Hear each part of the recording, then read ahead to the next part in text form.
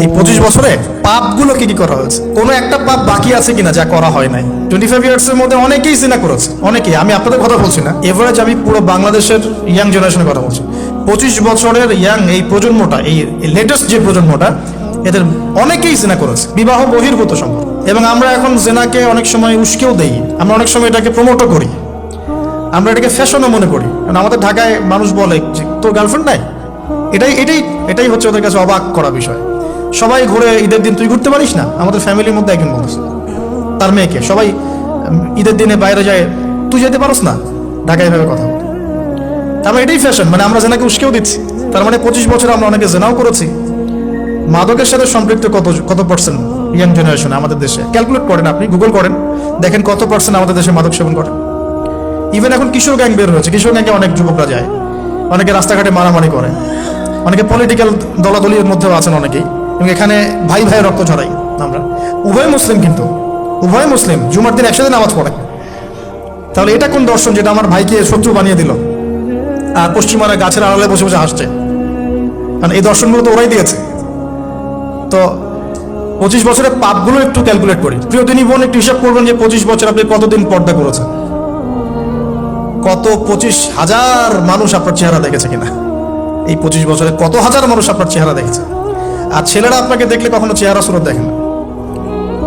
বেগানা নারীর দিকে একটা ছেলে যখন তাকায় এবং সেক্সুয়াল ডিজায়ার নিয়ে তাকায়, তখন সে চোখ দিয়ে তাকে রেপ করে। ভেরি সরি টু সে যে আপনি প্রচুর চোখ দিয়ে রেপ হয়েছেন প্রিয় দিনী বোন। অনেকেই আপনাকে চোখ দিয়ে রেপ করেছে, আপনি বুঝতেই পারেন নাই। তো এই 25 ইয়ার্স আমরা অনেক কিছুই করেছি, অনেক কিছু করি নাই। এখন একটু আজকে সাদা একটা কাগজ নিয়ে আমরা একটা হিসাব করব যে আমরা 25 বছরে কি কি করেছি, কি কি করি নাই, কি কি পাপ করেছি, কি কি করি নাই, কি কি পুণ্য করেছি, কি কি করি নাই। আমি আগে মনে করতাম যে একটা খালেস তওবা ইনশাআল্লাহ আল্লাহ পাক সব মাফ করে দিবেন। আসলে আল্লাহ পাক মাফ করেই দিবেন, কিন্তু ভিতর থেকে স্যাটিসফাই হতে পারবেন না আপনি। এখন যদি আপনি এখান থেকে আমার এই লেকচারটা শুনে আল্লাহর ওলি হয়ে যান এবং আপনি বড় মুহাদ্দিস, মুফতি, দিনের বড় দায়ী ইলাল্লাহ, বড় পলিটিশিয়ান, বড় ইঞ্জিনিয়ার, মানে যারা ওয়ার্ল্ডকে ইসলাম স্ট্যাবলিশমেন্টের দিকে নেতৃত্ব দিচ্ছেন, এমনও মানুষ যদি আপনি হয়ে যান, আপনি এই 25 বছরের ঋণটা শোধ করতে পারবেন না। এই 25 বছরের ঋণ আপনাকে প্রতিনিয়তই ভিতরে ধুকিয়ে ধুকিয়ে মারবে আর কি, যেটা আমাদেরকেও মারে ভিতর থেকে। যে আমরা যদি আগে থেকে বিষয়গুলো বুঝতাম, যদি আরো আগে থেকে স্টাডি করতে পারতাম, আরো বেশি যদি আমি আলেমন আমার সাথে মিশতে পারতাম, আরো যদি বেশি গভীরে যেতে পারতাম, তাহলে কতই না ভালো হতো। তো আমি আশা করি কথাগুলো আপনাদের কলিজায় পৌঁছাবে ইনশাআল্লাহ। এখন লাইফের এটা সবচেয়ে ভাইটাল পার্ট। এই সম্পর্কে আমি জাস্ট দুটো হাদিস বলে আস্তে আস্তে কনক্লুশনে দিকে যাচ্ছি। নবী সাল্লাল্লাহু আলাইহি ওয়াসাল্লাম বলছেন যে 7 শ্রেণীর মানুষকে আল্লাহ পাক কিয়ামতের দিনে আরশের ছায়া দিবেন। কত শ্রেণী ভাই? তার মধ্যে সেকেন্ড শ্রেণীটা হচ্ছে সেই যুবক নাশা ফি ইবাদাতিল্লাহি তাআলা, যে আল্লাহ পাকের ইবাদতে তার যৌবনকালটা কাটিয়ে দিয়েছে। এখনো বাকি আছে আপনার সামনে। যৌবনকাল কতটুকু? হয়তো 15 to 40। তার মানে এখনো 40 বা 50 বছর পর্যন্ত আপনার যৌবন টিকে থাকবে ইনশাআল্লাহ, যদিও এই যুগে থাকে না। আমরা তো ফ্যান্টাসিতে ভুগি অনেক সময়, 4টা বিয়ে। বাস্তবতা হচ্ছে এই যুগে একটাই ডিফিকাল্ট, একজনকে সন্তুষ্ট করে কি ডিফিকাল্ট। এখন সেই যুগ না তো, আমরা তো হর্স রাইড করি না, আমরা তো এক্সারসাইজ করি না, আমরা তো এখন অনেকে খেলিও না, আমরা ফাস্ট ফুড খাই, আমরা হাইজেনিক খাবার খাই না, আমরা আগেকার মানুষদের মতো অনেক কিছু করি না। এনভায়রনমেন্ট নষ্ট হয়ে গেছে, পলিউশন আছে, সব মিলে এখন আমাদের যৌবন যে 50 বছর পর্যন্ত থাকবে, এটা নিশ্চয়তা দেওয়া যাচ্ছে না যদি আমরা বেঁচেও থাকি। আর কত যুবক যুবতী ভাই বোন যে যৌবনকালেই চলে যায় তার তো ঠিক নাই। প্রিয় দিনী ভাইয়েরা, আমরা আলোচনা করছিলাম যৌবন সম্পর্কে। এই বিষয়ে আমি দুটো হাদিস বলার নিয়ত করেছিলাম। তো প্রথমটা শুনিয়েছি মোটামুটি, সেটা হলো নবী সাল্লাল্লাহু আলাইহি ওয়াসাল্লাম বলেছেন যে কিয়ামতের মাঠে আল্লাহ রাব্বুল আলামিন যে 7 শ্রেণীর মানুষকে তার আরশের ছায়া দিবেন, তার মধ্যে তৃতীয় শ্রেণী হচ্ছে সেই যুবক যে তার যৌবনকালটাকে আল্লাহর পথে উৎসর্গ করেছে বা কাটিয়ে দিয়েছে। আরেকটা হাদিস যেটা বলতে চাচ্ছিলাম সেটা হলো কিয়ামতের মাঠে 5টা প্রশ্ন হবে, স্পেশাল 5টা প্রশ্ন, যে 5টা প্রশ্নের উত্তর না দেওয়া পর্যন্ত কাউকে ছাড়া হবে না। তার মধ্যে প্রথম প্রশ্নটাই হচ্ছে তোমার জীবন কোন কাজে কাটিয়েছো, এবং দ্বিতীয় প্রশ্ন হচ্ছে তোমার যৌবন কোন কাজে কাটিয়েছো। সো আমি বলছিলাম আপনাদেরকে যে যৌবন কালটাকে যদি আমরা আল্লাহর পথে কাটাতে পারি, ইনশাআল্লাহ তাআলা আমাদের এই যে উদ্দেশ্যটা, যে নিজেরা দিন পালন করব, নিজের পরিবারের মধ্যে প্রতিষ্ঠা করব, আমাদের সমাজে দিন ইসলামের দাওয়াতে কাজ করব, যেখানেই থাকি সৎ থাকবো, একদিন ইনশাআল্লাহ দিন আবার বিজয়ী হবে, এই যে স্বপ্নগুলো, এগুলো বাস্তবায়িত হবে ইনশাআল্লাহ তখনই যখন আমরা নিজেরা পরিবর্তিত হয়ে সমাজের জন্য ভালো কিছু বয়ে নিয়ে আসবো ইনশাআল্লাহ। তো আমি জাস্ট কয়েকটা পয়েন্ট আপনাদের সাথে একটু শেয়ার করে শেষ করে দিব যে এখন থেকে কিভাবে আপনারা বা আমরা আমাদের যৌবনটাকে আল্লাহর পথে কাটাতে পারি। প্রথম যে পয়েন্টটা আমি লিখে নিয়ে এসেছি সেটা হলো, আমি একটু বলেছিলাম যে আমাদের নিজস্ব খসড়া একটা আমলনামা তৈরি করতে হবে আর কি। আজকে আমরা সেটা করতে পারি বাসায় গিয়ে, যে আমরা যদি আমাদের গড় আয়ু হয় 60 বছর, তাহলে আমরা এখন কতটুকু সময় পেতে পারি, আর এই সময়টুকুর মধ্যে আমাদের টার্গেট কি, আমরা আসলে কি চাচ্ছি, কি অ্যাচিভ করতে চাই, যা চলে গেছে এই সময়টুকুর মধ্যে আমরা কিভাবে আল্লাহর রহমত পাবো, ক্ষমা পাবো কিভাবে। যা চলে গেছে এর মধ্যে অনেক নামাজ কাজা থাকতে পারে, রোজা কাজা থাকতে পারে। অনেক সময় এমন হতে পারে যে আমরা অন্যের হকও নষ্ট করেছি। প্রথম যে কাজটা করা উচিত সেটা হলো খালেস তওবা। 1 নাম্বার, তাহলে আমরা বলতে পারি যদি আমরা এখন সংকটগুলো চিহ্নিত করে সমাধানের পথে হাঁটতে চাই, তাহলে আমাদের যৌবনটা আল্লাহর পথে উৎসর্গ করা ছাড়া কোনো অপশন নাই। উৎসর্গ বলতে আমি বোঝাচ্ছি কাটিয়ে দেয়া, আল্লাহর ইবাদত করে কাটিয়ে দেওয়ার কোনো বিকল্প নাই। তার জন্য প্রথমত আমাদের নিজেদের জীবনের কৃতকর্মগুলোর হিসাব নিকাশ মেলাতে হবে, 1 নাম্বার। আর 2 নাম্বার হচ্ছে বিশুদ্ধ তওবা করে আল্লাহর পথে ফিরে আসতে হবে। বিশুদ্ধ তওবা কিভাবে করবো এটা আমরা অনেকে বুঝি না। অনেকে মনে করি যে মুখ দিয়ে জাস্ট আস্তাগফিরুল্লাহ বললেই হয়তো তওবা হয়ে যায়, বিষয়টা এমন নয়। বিশুদ্ধ তওবা হচ্ছে আপনি আল্লাহর দিকে পরিপূর্ণ অভিমুখী হবেন, রুজু করবেন, এর নাম হলো বিশুদ্ধ তওবা। যে পাপগুলো করেছি এগুলোর জন্য ক্ষমা চাওয়া, এই পাপগুলো কোনোদিন করবো না এরকম প্রত্যয় ব্যক্ত করা, আর যদি অন্যের সাথে সম্পৃক্ত কোনো হক থেকে থাকে সেটা ফেরত দেওয়া। তো আমরা আজকে গিয়ে সুন্দর করে ওযু করে 2 রাকাত নামাজ পড়তে পারি। 2 রাকাত নামাজ পড়ে আমরা আল্লাহকে বলতে পারি যে আস্তাগফিরুল্লাহাল্লাযী লা ইলাহা ইল্লা হুয়াল হাইয়ুল কাইয়্যুম ওয়া আতুবু ইলাইহি। আল্লাহ, আমি আমার জীবনের এই যে একটা বড় সময় তোমার থেকে দূরে ছিলাম, নামাজ কাজা হয়েছে, রোজা কাজা হয়ে গেছে, চোখের হেফাজত হয় নাই, জিনা হয়ে গেছে নাউযুবিল্লাহ, মাদকের সাথে সম্পৃক্ত ছিলাম নাউযুবিল্লাহ, আমরা মিউজিক্যাল ইনস্ট্রুমেন্ট প্লে করেছি, ইত্যাদি ইত্যাদি। এগুলো থেকে আল্লাহ আমরা আজকে তোমার কাছে তওবা করছি, ক্ষমা চাচ্ছি, এবং আগামী দিনগুলোতে তোমার হুকুম আহকাম মেনে চলার তৌফিক চাচ্ছি। 2টো জিনিস খুব প্রয়োজন, একটা হলো তৌফিক, একটা হলো দোয়া। আপনার প্রচেষ্টা আল্লাহর কাছে দোয়া করতে থাকা এবং আল্লাহর কাছে তৌফিক কামনা করতে থাকা। আল্লাহ পাক যাকে ইচ্ছা তাকে তৌফিক দিয়ে থাকেন, আল্লাহ রাব্বুল আলামিন যাকে ইচ্ছা তাকে তৌফিক দিয়ে থাকেন। যে আল্লাহর কাছে যত বেশি চাইবে আল্লাহ পাক তত বেশি দিবেন ইনশাআল্লাহ। তো এই জন্য চেয়ে নিতে হবে, প্রথমত চেয়ে নেবেন যে আল্লাহ আপনি আমাকে তৌফিক দিন, যাতে করে আমি আমার পুরো জীবনটাকে আপনার ইবাদতে কাটাতে পারি, আরো সে ছায়া পেতে পারি। আল্লাহ কবুল করুন, আমিন। এখন ইস্তেগফার করার পর যার যার হক তাকে থেকে ফিরিয়ে দেওয়া উচিত। যদি আপনি বা আমি, আল্লাহ না করুক, কারো হক নষ্ট করে থাকি, সেটা ফিরিয়ে দিতে হবে। এই হক নষ্ট ফিরিয়ে দেওয়ার মানে এটা নয় যে গার্লফ্রেন্ডকে কথা দিয়েছিলেন বিয়ে করবেন, সেখান থেকে ফিরে আসা যাবে না, ব্যাপারটা কিন্তু এমন নয় আর কি। এরকমও প্রশ্ন আমাদের কাছে অনেকে করেছেন যে আমি তো আমার গার্লফ্রেন্ডকে কথা দিয়েছিলাম যে আমি তোমাকে ছাড়া আর কাউকে বিয়ে করবো, তো এখন কি আমি ফিরে আসলে, তওবা করে ফিরে আসলে কি এর জন্য আল্লাহ আমাকে ধরবে কি? মনে রাখবেন, শয়তান হচ্ছে এই পৃথিবীর সবচাইতে ইন্টেলেকচুয়াল প্রাণী। সিরিয়াসলি, ও যে এত বেশি স্মার্ট যেটা আমাদের চিন্তার বাইরে। যখন শয়তান সরাসরি মানুষকে পথভ্রষ্ট করতে ব্যর্থ হয়, তখন কিছু নেক সুরত ধারণ করে। দিনী ভাই, দিনী বোন, এটা নেক সুরত, ঠিক আছে। তারপরে দাড়ি টুপিওয়ালা মানুষের মধ্যে এটা ঢুকিয়ে দেওয়া যে আমি তো অনেক আবেদ মানুষ, পরেশগার, ওরা তো ককরোচ। দেখবেন বেশি না, 1 মাস যদি কেউ নামাজ পড়ে, 1 মাসে 10টা বই পড়াশোনা করে, ইসলাম সম্পর্কে একটু ঘাটাঘাটি করা শুরু করে, অন্যদের সাথে কথা বলার ক্ষেত্রে তার যে বডি ল্যাঙ্গুয়েজ, এটা খেয়াল করবেন। শয়তান কিন্তু অনেক স্মার্ট, এভাবে শয়তান অনেকভাবে মানুষকে প্রতারিত করতে পারে। সো শয়তানের নেক্সট স্রোতে ধোকায় পা দিবেন না। আল্লাহ পাক আমাদের সবাইকে হেফাজত করুন, আমিন। খুব ভালো একটা কাজ করছি মনে করে, একটা বড় প্রজেক্ট করছি সারা বাংলাদেশ ব্যাপী, একটু মনের মধ্যে ঢুকিয়ে দিল যে মানুষ তো দেখুক, মানুষ ভালো বলুক, যথেষ্ট আমল ধ্বংস হওয়ার জন্য। এতটুকু যথেষ্ট আমল ধ্বংস হয়ে যাওয়ার জন্য। আল্লাহ মাফ করুক আমাদেরকে। তো প্রথমে প্রিয় ভাই তওবা করে ফিরে আসা, যার যার হক তাকে তাকে ফেরত দিয়ে দেওয়া। এরপরের সবচেয়ে ইম্পর্টেন্ট জায়গাটাই হচ্ছে ইলম অর্জন করা। যেখানে আছেন সেখানেই থাকবেন, মানে যে যে প্রতিষ্ঠানে যে সাবজেক্টে পড়ছেন, এখন আপনাদের প্রায় জীবনের 20টা বছর চলে গেছে। এখন সবার পক্ষে আবার ইউটার্ন করে জিরো থেকে স্টার্ট করা পসিবল, এবং এটা বুদ্ধিমানের কাজও হবে না। এটা বুদ্ধিমানের কাজও হবে না।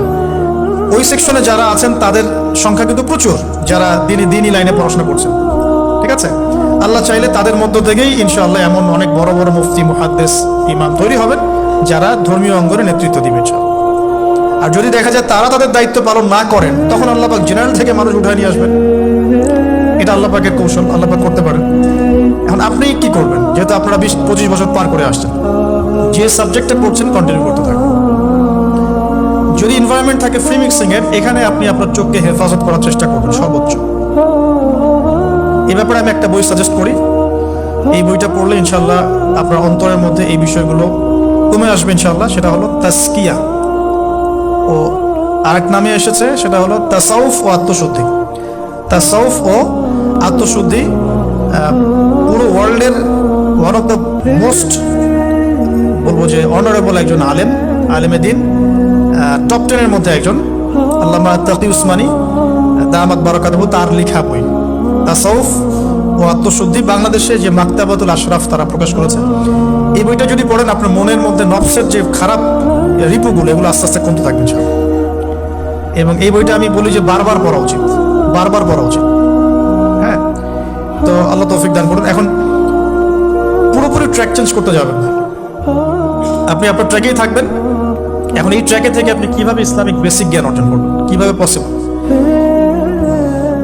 কঠিন, অসম্ভব কিছু না, কঠিন। আমি অভিজ্ঞতা থেকে বলি আমার মতো করে। ফার্স্ট অফ অল, একজন বিজ্ঞ কারি সাহেব, হাফেজে কোরআন বা কারি, প্রাথমিক স্টেজ বলছে, বিজ্ঞ একজন কারি সাহেব বা হাফেজে কোরআন, যার সাথে আপনার ভালো সম্পর্ক বা যাকে আপনি চিনেন, রিনাউন্ড বা যিনি খুব কোঅপারেটিভ, আপনাকে সময় দেন, টাইম দেন, এরকম কারো কাছে গিয়ে আপনি কোরআন তেলাওয়াত করা শিখবেন আগে। ফার্স্ট অফ অল এটা কাজ, কোরআন তেলাওয়াতটা আগে শিখবেন। আমি তো দুঃখ করে বলি, কষ্ট করে বলি যে আমাদের এই দিনী অঙ্গনে এমন অনেক মানুষ আছে যারা ইভেন কোরআন রিসাইট পর্যন্ত করতে না পেরেও অনেক বড় বড় জায়গায় অভিনয় করেন, দিনিয়াতের অভিনয় করে যান, নিজের সাথে অভিনয় করে যান। অনেক সময় উদ্ধতা বশত বড় বড় আলেমদেরকে বাহাসের জন্য চ্যালেঞ্জ করে থাকে, অথচ কোরআন তেলাওয়াত শুদ্ধ না। কোরআন তেলাওয়াত শুদ্ধ না মানে নামাজই হচ্ছে না। কোরআন তেলাওয়াত শুদ্ধ না মানে কি? নামাজ হচ্ছে না। কবুল করার মালিক তো আল্লাহ, শর্ত তো এটা। কবুল করার মালিক তো আল্লাহ। আল্লাহ পাক চাইলে কেউ এক ওয়াক্ত নামাজ না পড়লেও তওবা করে ফিরে আসছে মওতের আগে, হয়তো আমরা জানি না, আল্লাহ মাফ করে দিয়েছেন, হতে পারে না? এটা তো শর্ত। কোরআন তেলাওয়াত তাজবিদের সাথে শিখতে হবে। তো এখানে যদি একজন আলেম থাকেন, একজন কারি থাকেন, হাফেজ থাকেন, তার কাছে আপনারা ব্যাচ করে পড়লেন, অথবা সে যদি কোনো ইনস্টিটিউট খুলে সেখানে আপনারা একটু সময় দিলেন, বা যারা পড়তে জানেন আবার মস্ক করে নিলেন। ফজরের পর 1 ঘন্টা, সপ্তাহে 3 দিন, 3 মাস এনাফ। ফজরের পর 1 ঘন্টা, সপ্তাহে 3 দিন, আপনার 2 থেকে 3 মাস যথেষ্ট। কোরআন তেলাওয়াত আপনি শিখে ফেলবেন ইনশাআল্লাহ। এটা প্রথম কাজ। এটা না করে পরের কাজগুলো আসলে পসিবল না। এগুলো সব জাতামাতা কাজ হয়ে থাকবে, এগুলো পূর্ণতা পাবে না। প্রথম কাজটাই কোরআন তেলাওয়াত শেখা। এরপরে আপনার অনেকে তাবলিগ জামাতে সময় দেন, সময় দিবেন। অনেকে দেখা যায় যে বাসায় দিনই বই পুস্তক পড়েন, এগুলো পড়বেন, ঠিক আছে। অনেকে হাদিসের বইয়ের যে অনুবাদগুলো হয়েছে এগুলো পড়বেন, সমস্যা নেই। কিন্তু কোরআন তেলাওয়াত অবশ্যই শিখবেন। তারপরে আপনি যদি এখান থেকে বের হওয়ার পরে বা রানিং অবস্থাতেও যদি সময় বের করতে পারেন, তাহলে মাদ্রাসা অঙ্গনের কোনো আলেমের সহবতে গিয়ে আপনি অ্যারাবিক ল্যাঙ্গুয়েজ এবং অ্যারাবিক গ্রামার শিখবেন। ওটা আপনার শেখার লেসন 2, কোরআনের পর শেখার লেসন 2। অ্যারাবিক ব্যাকরণ, অ্যারাবিক গ্রামার এবং অ্যারাবিক ল্যাঙ্গুয়েজ ছাড়া কোরআনের তাফসির তর্জমা এগুলো বোঝা যায় না। যে যাই বলুক এটাই ফুল স্টপ কথা। তাফসির আপনি তো বঙ্গানুবাদ দেখে অনেক কিছু বুঝতে পারেন ঠিকই, আল্লাহ পাক বলেছেন সুদ খেও না, জেনার ধার কাছে যেও না, এগুলো কমন মেসেজ, সেগুলো সবাই নিতে পারে। একজন অমুসলিম ভাইও সেই ওইটা যদি বাংলা পড়তে পারে সেও বুঝতে পারবে কি বলতে যাচ্ছেন আল্লাহ পাক। অ্যারাবিক ল্যাঙ্গুয়েজ, অ্যারাবিক গ্রামারের ভিতরে না ঢুকলে আপনি কোরআনের ভাষাটাকে ধরতে পারবেন না, আল্লাহ পাকের যে মানে ঐশী গ্রন্থের বালাগাত এটা আপনি বুঝতে পারবেন না। এই জন্যে এটা তো সিম্পল এক্সাম্পল, আমরা যদি এখানকার ল্যাঙ্গুয়েজ কি বইগুলোর ইংরেজি না বাংলা, ইংলিশ, মাশাআল্লাহ, ইংলিশ ল্যাঙ্গুয়েজ যদি না জানতাম আমি কি এখানে পরীক্ষা অ্যাটেন্ড করতে পারতাম? আমি তো ওই টপিকটাই বুঝবো না কোন টপিক আলোচনা হচ্ছে, স্যার কি পড়াচ্ছেন। আমার তো ইংরেজি গ্রামারের এবং ইংরেজি ল্যাঙ্গুয়েজটিক আমার কোনো দক্ষতা নাই, তাহলে আমি কিভাবে ওই চ্যাপ্টার 1, চ্যাপ্টার 2, চ্যাপ্টার 3 এই টপিক ওই টপিক কেমন করে বুঝতে পারি? সিমিলার এখানে কোরআনের ক্ষেত্রে যদি আপনি ল্যাঙ্গুয়েজগুলো না জানেন এবং গ্রামারটা না বোঝেন, তাহলে কোন সূরার ভিতরে কি গভীর মর্ম এগুলো আপনি ধরতে পারবেন। ভাষা একটা অর্থ বুঝতে পারবেন, ভাষা অর্থ পরীক্ষায় পাশ করাতে পারে, কিন্তু A+, গোল্ডেন A+ আনতে পারে না। আশা করি আপনি বুঝতে পারছেন যে আমি কি বলতে যাচ্ছি। তো এটার জন্য এখন এক্সাম্পল বুঝে নেন, এই যে এখানে ইংরেজি ল্যাঙ্গুয়েজ পড়ছেন, ওই ল্যাঙ্গুয়েজের উপরে বেস করে আপনি বইগুলো শেষ করছেন, এটা কি ওস্তাদ ছাড়া করছেন, ওস্তাদ সহ করছেন? টিচার লাগে না? সেম জিনিস, কোরআনের ভাষা শিখতে হলেও, গ্রামার শিখতে হলেও এরকম কিছু ওলামা একরাম আপনাকে খুঁজে বের করতে হবে। এখন ওলামা একরামরা কিন্তু অনেক ব্যস্ত, অনেকের অনেক কাজ থাকে, অনেকের মাদ্রাসা থাকে, অনেকের দিদি খেদমত থাকে, এর মধ্যেও আল্লাহর কাছে দোয়া করতে থাকেন, ইনশাআল্লাহ আপনাকে আপনার ওস্তাদ আল্লাহ পাঠিয়ে দিবেন। আল্লাহ পাক কাউকে ওস্তাদ ছাড়া রাখবেন না। ওস্তাদের কাছে আপনার বিহেভিয়ার কেমন হবে, এখন আপনি টিচারের সাথে যেমন বিহেভিয়ার রাখেন সেরকম, তিনি সবক দিবেন, আপনি সেটা বাসায় কভার করবেন, নতুন পড়া নেবেন, আবার পড়া দিবেন, এইভাবে আস্তে আস্তে 4-5টা ক্লাসিক্যাল অ্যারাবিক গ্রামারের বই যদি কভার করতে পারেন, ইনশাআল্লাহ আপনি কোরআনের এই যে আলহামদুলিল্লাহ রাব্বিল আলামিন পড়ছেন অর্থটা নিজেই বুঝতে পারবেন। হ্যাঁ, যালিকাল কিতাব লা রাইবা ফিহি হুদাল লিল মুত্তাকিন পড়ছেন, আপনি নিজেই বুঝতে পারবেন যে আল্লাহ পাক কি বলছেন। এই যোগ্যতাটা অর্জন না করলে সত্যিকার অর্থে আমরা যে কোরআনিক সমাজ যেটা বলি আর কি বড় গলায়, এটা আসলে বাস্তবায়িত হবে না, এটা আমার মত। আর এরপরে আপনি আরো উঁচু লেভেলে যদি পড়তে পারেন, যে পড়াশোনা শেষ, আপনার জব সেকশন নিশ্চিত, আপনার সময় আছে মাশাআল্লাহ, এখন এই সময়ের মধ্যে আপনি চাইলে হাদিসের যে কিতাবগুলো, হাদিসের বেসিক কিতাবগুলো মোতালা করতে পারেন, যে কাজটা আমি এখন করছি। হাদিসের বেসিক কিতাবগুলো আপনি মোতালা করতে পারেন। এটার জন্য অ্যারাবিক এবারত পড়ার যোগ্যতা অর্জন করতে হবে। এটা কি জিনিস? এটা হচ্ছে জবর জের পেশ ছাড়া আরবি পড়ার যোগ্যতা।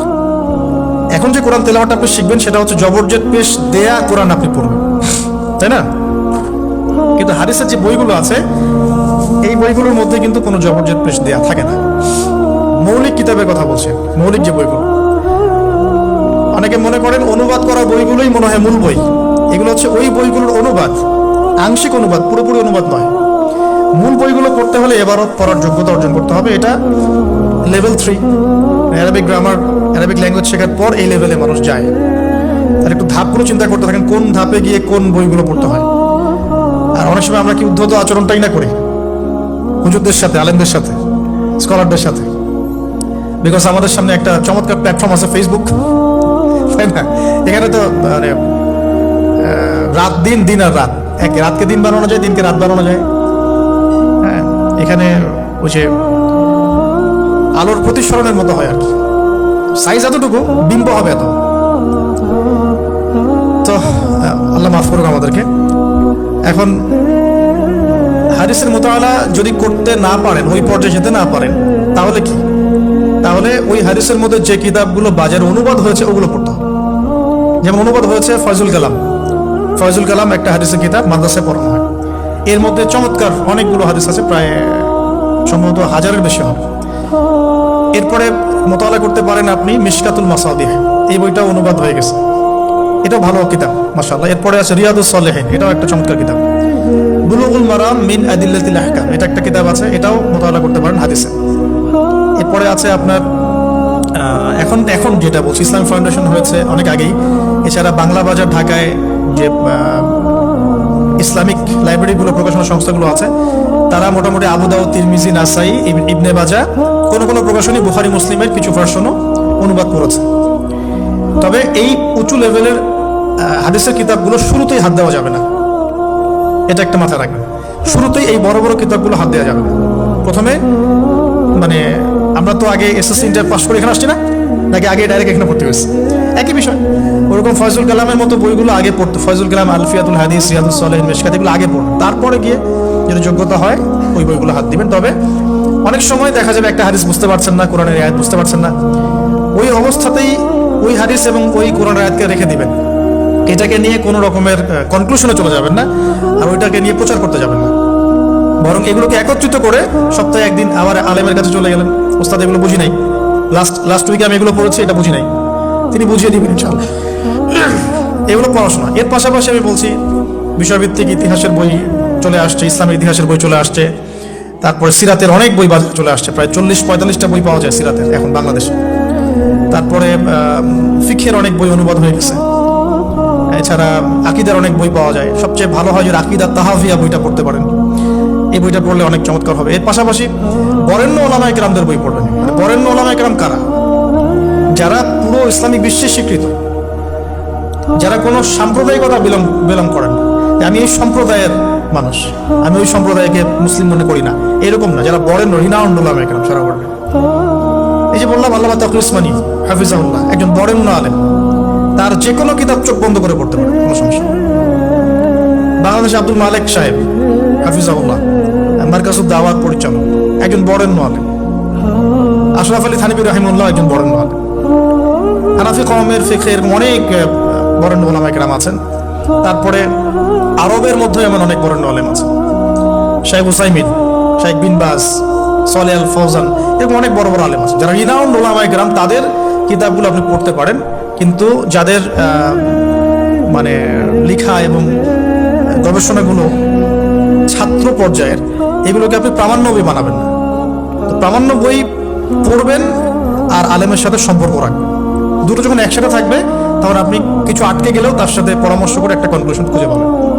এগুলো হলো জাস্ট বই সংক্রান্ত কথা বললাম। এখন এগুলো হচ্ছে সবচেয়ে বড় বিষয়টা হচ্ছে, এগুলোর চাইতে বেশি বড় বিষয় হচ্ছে যে কোনো একজন, অন্তত পক্ষে একজন, আপনি চাইলে 10 জনের সাথেও রাখতে পারেন, কিন্তু অন্তত পক্ষে একজন মুহাক্কিক আলিমের সাথে আপনি সম্পর্ক রাখবেন পরামর্শের জন্য।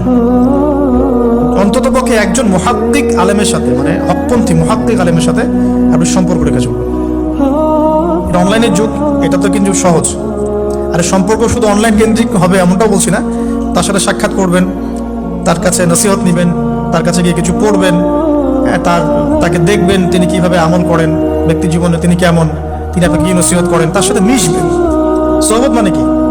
মানে আমরা কি শুধু টিচারদের মানে পড়াশোনাগুলোই ফলো করি না, টিচারকে দেখিও বটে। আমরা বস্তুবাদী এডুকেশনের ক্ষেত্রে হয়তো অত কেয়ার করি না, টিচার যেটা পড়াচ্ছেন ওটা জাস্ট টুকে নেই, পরীক্ষা পাস করলেই হয় না। আমরা টেন্ডেন্সি এমন, কিন্তু ইসলামিক এডুকেশনটা কিন্তু এমন নয়। সাহাবায়ে কেরাম রাদিয়াল্লাহু আনহুম আজমাইন, তারা এই আমাদের মতো কাগজের বই পুস্তক পড়ে ইসলাম শেখেন নাই।